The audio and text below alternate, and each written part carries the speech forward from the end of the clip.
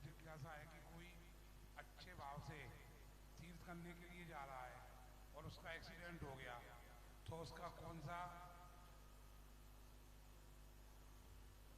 मरण होगा। हाँ। वो कहाँ जाएगा? ये सहज सागर जी के भैया है, सहज। देखो अतुल, जिसकी जैसी भावना होगी उसका वैसा मरण होगा।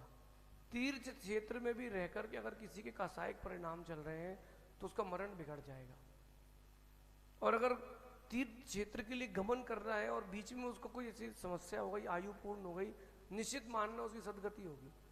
सम्मेद शिखर जी की टॉक पर मैंने एक माँ की मृत्यु देखी। मैं जब वंदना करने गया था, पुरानी बात हो गई, 2005 या 6 की बात होगी।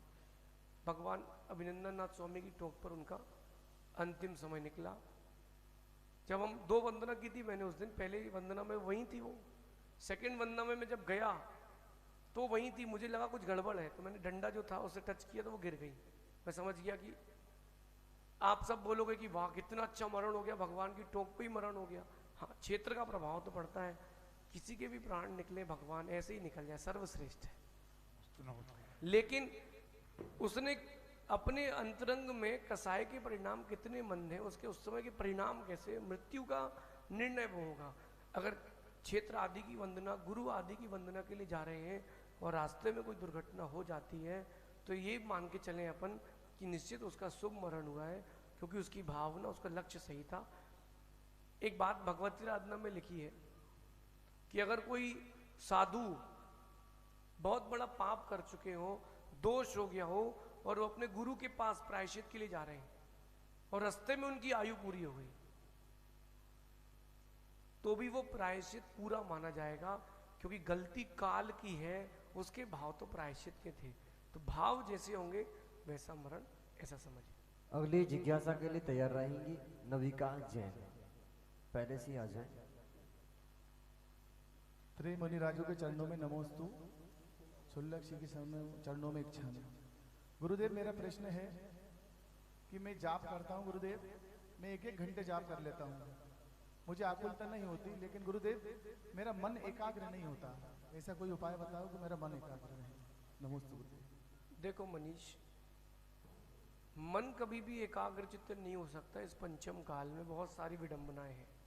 मन एकाग्र नहीं हो सकता, मन तो घूमेगा। लेकिन मैं आपको तरीका बता देता हूँ। ऐसा कोई है जिसने शादी के पहले फोन में बात की हो? हाँ उठाओ, अच्छे से उठाओ। आयुष नहीं करी? नेमी कुमार, अतुल तुमने भी करी है, मनीष तुमने करी है ना? तो छत पर भी घूमे होगे बात करते समय, रोड पर भी घूमे होगे। जब रोड पर घूमे तो कौन सी गाड़ी निकली, दिखी क्या? पूछ रहा हूं, बताओ। नहीं दिखी? छत पर घूम रहे थे और तो उस समय तो कोई आवाज आई नहीं कि कौन बुला रहा है कौन नहीं बुला रहा। ऐसा हुआ कि नहीं? इसका मतलब आपका जो माइंड था वो वहां फोकस्ड था कि मुझे बात करना है। अगर आपका माइंड वहां फोकस में नहीं होता, शादी के बाद आप बात करते हो तो कैसा लगता है? हाँ अच्छा, बोल दे हाँ हाँ, अरे ठीक है यार। क्यों ऐसा होता कि नहीं? अब वहां नहीं बोल रहा कोई, यद्यपि होता है ऐसा। तो आप लोग कम खाया करो तो ऐसा नहीं होगा आपके साथ। चलिए सुनिए, अब वो बात क्यों नहीं रही? क्योंकि अब उपयोग बदल चुका है। अब उसको बिजनेस दिखता है, बच्चे दिखते हैं, और भी चीजें दिखती हैं। उपयोग बदल गया है। और जब उपयोग उस चीज में आता है तो वो बुलाता भी है। पहली विदा में जाए लड़की तो पति रोता है कब आओगी, और अगली विदा में नहीं जाए तो फिर रोता है कब जाओगी। उपयोग उपयोग की बात है। तो गाड़ियां पीछे से निकल रही हैं, आपने देखी नहीं कौन सी गाड़ी निकल गई, क्योंकि आपका मन बातों में था। ऐसे जब माला फेरें और चीजें आपके दिमाग में आए तो 1 सेकंड के लिए माला को रोक दें और उन चीजों जो चल रही हैं उसको देखें।